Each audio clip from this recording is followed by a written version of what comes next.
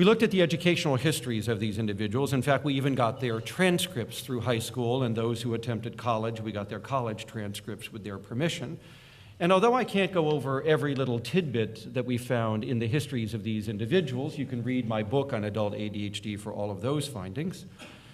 You can see here what we found. Education was the most impaired domain if you had ADHD.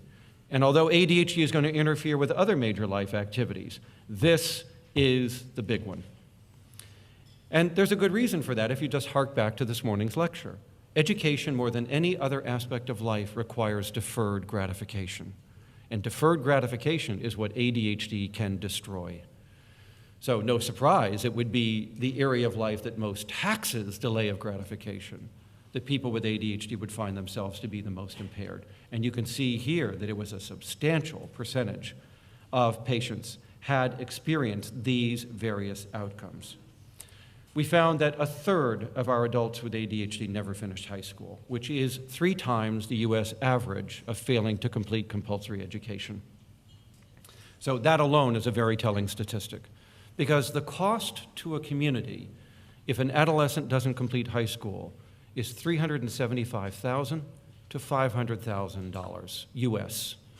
That is what the community will lose in extra wages, extra taxes paid, extra value to the community, and increased dependence on social and other services that are provided by the community. I dare say the cost would be higher up here because you provide more services than we do. Now, when we look at the school as well as the work domain specifically, and we interviewed our adults, right, we found that in the work and school environments, the inattentive executive deficits were far more impairing in those domains than was the impulsive and the hyperactive deficits. We did find, however, that the emotional impulsiveness, however, was quite specific in predicting how many jobs you would be fired from in your life. So that your executive deficits are determining how poorly you might be doing your job, but your emotional impulsiveness is going to predict whether you get fired. So the 2 symptom dimensions of ADHD have somewhat different correlates over time and predict different risks and outcomes. But mainly in school and in work, it's the executive deficits, as you see here, that are resulting in a number of complaints that our adults with ADHD voice to us about how they were suffering in the workplace, and especially the impulsive decision-making. Now, there were additional concerns as well, difficulties following directions, frequently changing jobs out of boredom, usually with no other job to go to. They just up and quit, right? I just didn't feel like working today, so I told my boss to shove it, and now I'm home, all right? Now what do I do? Okay, it's very, very common to see this inability to bridge this. Okay, I don't like this job, but maybe I should have another one lined up before I finally tell my boss what I think of him. Several studies, my own included now, but especially the New York longitudinal studies, are showing a massive drift to self-employment by age 30 and up. Now, this could be explained by 2 possible reasons, and they're not mutually exclusive. It could be an adverse outcome. Individuals with ADHD find it difficult to sustain employment when they work for other people. So what's left? They self-select into self-employment. On the other hand, it may be that self-employment is a positive niche because you can be your own boss, you can set your own schedule, you can work during your peak levels of attention and arousal. We know that adult ADHD delays the normal diurnal rhythm by about 3 to 4 hours. So adults with ADHD are more likely to report afternoon and night times as their most productive time. Whereas normal individuals, that is the general population, I use the word normal loosely, but the general population usually finds that the morning to early afternoon hours are their peak hours of activation. So whatever the reason may be, self-employment may allow a flexibility, a forgiveness, a latitude that is not provided when you work for other people and you have to adhere to their demands, their schedule, their hours, and so on. And also, let's not forget that in self-employment, the consequences are very near. And as we explained in the last lecture, the closer the consequences are, the better you do. If you're self-employed and you don't work, you don't eat. If you work for other people, you can slack off a little bit and still get that check at the end of the week.